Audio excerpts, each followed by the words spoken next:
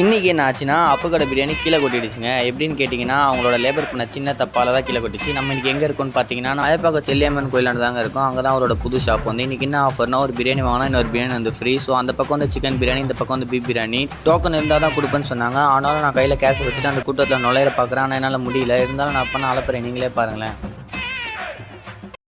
பைத்தியமாயவே.